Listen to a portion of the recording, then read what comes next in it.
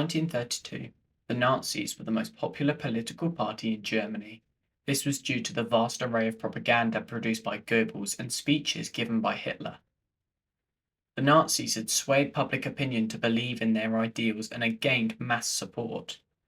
Although they were the most popular party in the Reichstag, the Nazis did not hold a majority, so could not form a government or have any real power, for they would have to cooperate with other parties such as the Social Democrats and the Communists for laws to pass through the Reichstag. As well as this, Hitler also needed support from President Paul von Hindenburg to secure his role as Chancellor. He did this through a number of key steps.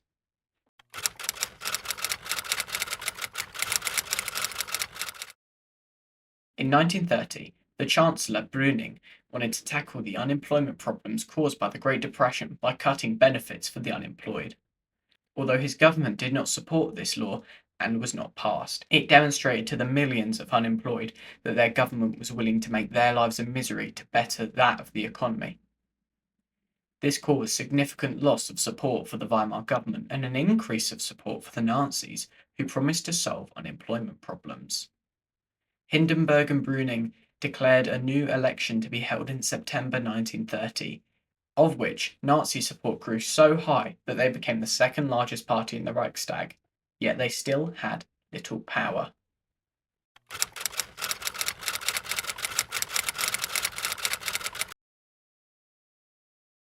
Chancellor Bruning was rather unpopular among the members of the Reichstag and the general public, and as a result relied on Hindenburg and more in particularly Article 48, which was the term in the Weimar Constitution that allowed the president to pass laws without it going through the Reichstag in a state of emergency.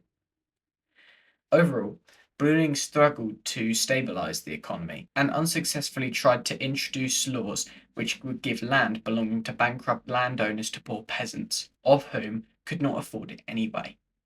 This angered many of the German people, and even to the point where Hindenburg replaced Bruning as Chancellor with Franz von Papen in 1932, and a new election was called.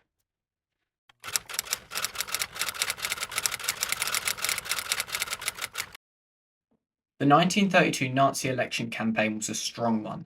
Hitler himself had travelled across the country and spoken over 50 towns and cities across Germany, travelling over 50,000 kilometres overall. As a result of the Nazi propaganda and efforts to influence the nation, the election was of great success for the Nazis, gaining 37% of the entire Reichstag seats and making them the largest party overall. Yet they still lacked a majority, so could not make decisions on their own without cooperation. Furthermore, Hitler assumed that as the leader of the largest party in the Reichstag, Hindenburg would agree to appoint Hitler as Chancellor. However, this wasn't the case, as Hindenburg remained with Papen instead.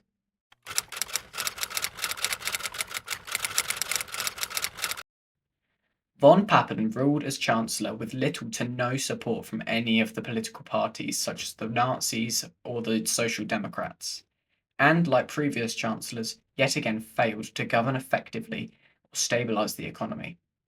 In November 1932, as a result of the little parliamentary action, a new election was held. Although following this election, the Nazis remained as the largest political party, but their seat share had fallen to 33%, and as well as this, Nazi funds were dropping.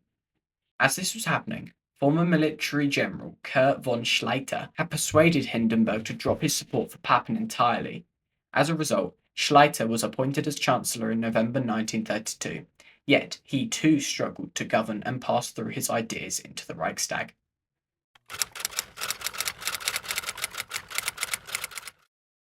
Papen saw Hitler and his influence to take revenge on Schleicher. He held a secret meeting with Hitler at the end of 1932, where they agreed to form a new government, of which Hitler was Chancellor and von Papen was his Vice-Chancellor. Hitler agreed.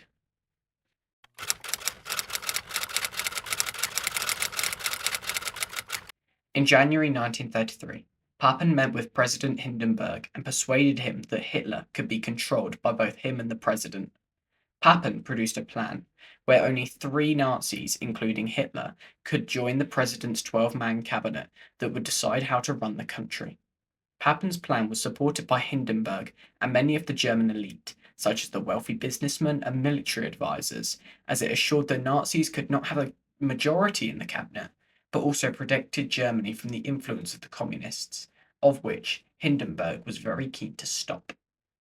Hitler was made Chancellor on the 30th of January 1933 and was now one of the most powerful men in Germany. One of the most powerful. Yet Hitler wanted to be the only powerful man in Germany. He was still underneath Hindenburg, who could dismiss him at any time, so he had to be careful. Yet there were still some more steps necessary to completing his road to total control.